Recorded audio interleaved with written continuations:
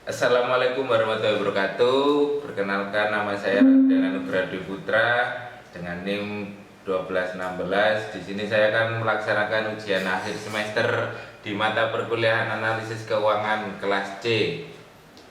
Di sini saya menganalisis laporan tahunan dari perusahaan PT Mayora Indah Tbk. Pertama-tama saya akan menjelaskan mengenai profil perusahaan PT Mayora Indah Tbk ini. Di tahun 2019 dan 2018, PT Mayora Indah Terbuka didirikan pada tahun 1977 dengan pabrik pertama yang berlokasi di Tangerang dengan target market wilayah Jakarta dan sekitarnya. Setelah mampu memenuhi pasar Indonesia, Perseroan melakukan penawaran umum perdana dan menjadi perusahaan publik pada tahun 1990 dengan target market konsumen se-ASEAN. Kemudian melebarkan pangsa pasarnya ke negara-negara di Asia. Saat ini produk Perseroan telah tersebar di 5 benua di dunia. Pada tahun 2019 dan 2018, perusahaan manufaktur pada industri barang konsumsi dan subindustri pada bidang makanan dan minuman. Ya, di sini selanjutnya saya akan menjelaskan mengenai laba operasi, ya, penjualan dan pendapatan usaha. Bisa dilihat dari margin laba operasi di sini mengenai penjualan pada tahun 2018 yaitu sebesar 10,92%. Sedangkan di tahun 2019 adalah sebesar 12,68%. Dari analisa tersebut terjadi peningkatan efisiensi operasi perusahaan. Margin laba operasi bersih terhadap penjualan meningkat sebesar 1,75% dari tahun 2018 ke tahun 2019. Kemudian di sini di nomor 4 poin B mengenai laba rugi komprehensif. Dari hasil perhitungan laba komprehensif tersebut dapat dilihat bahwa akun yang cukup besar pengaruhnya terhadap laba rugi komprehensif adalah mulai dari beban pajak, beban keuangan atau beban bunga, dan selisih kurs mata uang asing. Pada tahun 2018, akumulasi ketiga akun tersebut menyebabkan pengurangan laba sebesar 950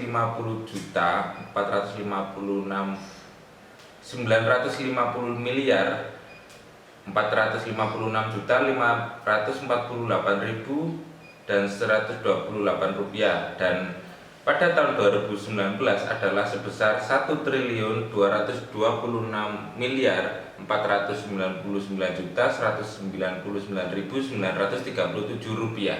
Kemudian di slide selanjutnya ada pengukuran kembali liabilitas imbalan pasti, dan yang kedua ada pajak yang terkait pos yang tidak akan direklasifikasikan ke laba rugi. Dalam laporan keuangan tahun 2018 dan 2019 tidak ada pos luar biasa yang hanya terjadi di tahun itu maupun operasi yang dihentikan. Berikut ini adalah pos khusus pada laporan keuangan PT Mayora Indah. Pos yang tidak akan direklasifikasikan ke laba rugi yaitu yang pertama ada pengukuran kembali liabilitas imbalan pasti, yang kedua ada pajak yang terkait pos yang tidak akan direklasifikasikan ke laba rugi. Pengukuran kembali liabilitas imbalan terdiri dari perubahan asumsi aktuarial dan penyesuaian. Perubahan aktuarial terdiri dari tingkat diskonto sebesar 8,25% pada 2018 dan 7,75% pada 2019. Kenaikan gaji masing-masing 9% dan tingkat kematian masing-masing 100%. Dan tingkat pengunduran diri per tahun masing-masing sebesar 5%. Kemudian di poin selanjutnya yang D, berdasarkan catatan atas laporan keuangan pada tahun 2018 dan 2019 tidak ada perubahan pada kebijakan akuntansi. Dan di poin E, beban tangguhan yang terjadi pada perusahaan ini adalah imbalan kerja jangka panjang, diskonto yang diamortisasi, dan cadangan kerugian penurunan nilai. Kemudian di poin F, perusahaan memberikan imbalan kerja tambahan pada direktur dan komisaris pada tahun 2019. Dan di poin G, laporan LPS pada tahun 2019 sebesar 78,74 per lembar saham, dan di 2018 sebesar 91,21 per lembar saham. Ya, kemudian di nomor 5 ada lakukan analisis laporan tahunan atau laporan keuangan auditan perusahaan terkait dengan imbal hasil atas modal investasi dan analisis profitabilitas dengan rincian analisis. Di poin A, mengukur dan mendeskripsikan analisis imbal hasil atas operasi neto. Di sini kita bisa lihat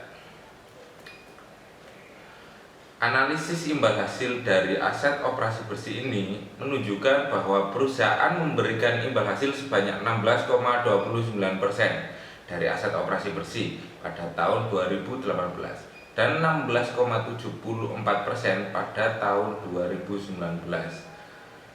Di poin 5 nomor B ini, perhitungan analisis imbal hasil atas ekuitas saham biasa, dapat dilihat bahwa perusahaan menghasilkan laba bersih sebesar 20,607% dari total ekuitas pemegang saham biasa pada tahun 2018 dan 20,600% pada 2019. Di nomor 5 poin C bisa kita lihat di sini bahwa dengan leverage operasi sebesar 0,48 pada 2018 akan menghasilkan RNOA sebesar 16,29%, dan pada 2019 dengan leverage 0,33 menghasilkan RNOA sebesar 16,74%. Kemudian di nomor 5 poin D, RNOA margin laba dan perputaran aset operasi neto. Ya, bisa kita lihat di sini pada tahun 2018 dengan margin laba operasi bersih sebesar 9,56% dan perputaran aset sebanyak 1,75 kali untuk menunjang penjualan akan menghasilkan imbal hasil terhadap aset operasi bersih sebesar 16,74%. Pada tahun 2019 dengan margin laba operasi bersih sebesar 8,7% dan perputaran aset sebanyak 2,02 kali untuk menunjang penjualan akan menghasilkan imbal hasil terhadap aset operasi bersih sebesar 16,29%. Dapat dilihat di sini leverage sebesar 0,40 pada tahun 2018. Perusahaan menghasilkan ROCE sebesar 0,00%. Begitu juga dengan tahun 2019 dengan leverage sebesar 0,44 dapat menghasilkan ROCE sebesar 0,00% pula. Kemudian di nomor 5 poin F bisa kita lihat dari perhitungan di atas dapat dijelaskan bahwa pada 2018 perusahaan mendapatkan imbal hasil dari modal yang diinvestasikan sebesar 15,62%, dan pada 2019 perusahaan mendapatkan imbal hasil dari modal yang diinvestasikan sebesar 15,14%. PT Mayora Indah Tbk ini menggunakan metode pelaporan arus kas langsung karena perusahaan ini langsung merinci arus kas yang dari aktivitas operasi, investasi, dan juga pendanaan, bukan dengan melakukan penyesuaian dari laporan laba rugi. Kemudian di nomor 6 poin B ini rasio kas terhadap liabilitas jangka pendek. Rasio ini mampu mengukur kemampuan perusahaan untuk memenuhi kewajiban lancarnya melalui kegiatan operasi perusahaan. Analisis ini penting untuk mengukur likuiditas perusahaan. Jika dilihat dari rasio ini, PT Mayora Indah Tbk ini memiliki kas yang cukup untuk memenuhi kewajiban lancarnya, yaitu sekitar 52% dari liabilitas jangka pendek pada tahun 2018, dan 2019 mengalami perbaikan ke 80%. Namun demikian, di angka 80% ini perusahaan sudah cukup aman karena kekurangannya dapat dipenuhi melalui kegiatan operasional di tahun selanjutnya. Kemudian free cash flow. Dilihat dari hal tersebut dapat ditarik kesimpulan bahwa terjadi surplus antara pengeluaran modal yang berbasis kas dengan arus kas masuk dari aktivitas operasi. Kemudian di poin C nomor 6, pada tahun 2018 pendanaan diperoleh dari pinjaman bank, penerbitan obligasi, keuntungan dari investasi, penjualan aset tetap, dan dari aktivitas operasi perusahaan. Sumber dana yang terbesar berasal dari pinjaman bank, yaitu 5 triliun 609 miliar rupiah. Untuk kesempatan investasi sangat memungkinkan sekali bagi perusahaan, karena arus kas perusahaan mengalami surplus sebesar 204.443.151.512 rupiah. Kemudian selanjutnya di nomor 7 di poin A bisa kita lihat di sini rasio yang cocok dengan kriteria tersebut, yaitu rasio yang dapat dihitung dengan dua cara, yaitu rasio cepat. Ini bisa dilihat pada tahun 2018 perusahaan ini memiliki rasio lancar sebesar 1,80, yang artinya aset lancar yang sangat likuid atau dapat dikonversikan menjadi uang dengan mudah besarnya adalah 1,80 kali dari liabilitas jangka pendeknya. Sedangkan pada tahun 2019 perusahaan ini memiliki rasio lancar sebesar 2,52, yang artinya aset lancar yang sangat likuid atau dapat dikonversikan menjadi uang dengan mudah besarnya adalah 2,52 kali dari liabilitas jangka pendeknya. Kemudian di tabel berikutnya, rasio ini mengecualikan aset lancar perusahaan yang tidak begitu mudah untuk dikonversi menjadi kas, seperti persediaan yang harus melewati proses operasi terlebih dahulu untuk dapat dikonversi menjadi kas.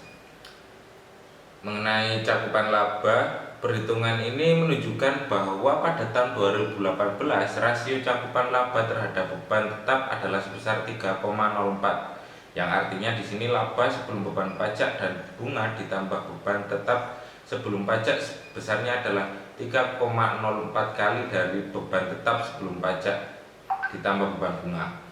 Pada tahun 2019, rasio cakupan laba terhadap beban tetap adalah sebesar 3,65, yang artinya laba sebelum beban pajak dan bunga ditambah beban tetap sebelum pajak besarnya adalah 3,65 kali dari beban tetap sebelum pajak ditambah dengan beban bunga. Mengenai rasio arus kas neto terhadap beban tetap, dilihat di sini dari arus kas neto terhadap beban tetapnya pada tahun 2018 adalah sebesar 0,175 dan 0,58 pada tahun 2019. 7.E return on asset, rasio struktur keuangan, dan tingkat perputaran modal. Dilihat dari return on assetnya, perusahaan ini cukup konsisten mempertahankan return on assetnya di angka 10-an%. Hanya ada sedikit perbedaan sekitar 0,7%. Terjadi peningkatan dari tahun 2018 yang besarnya 10% menjadi 10,71% pada 2019.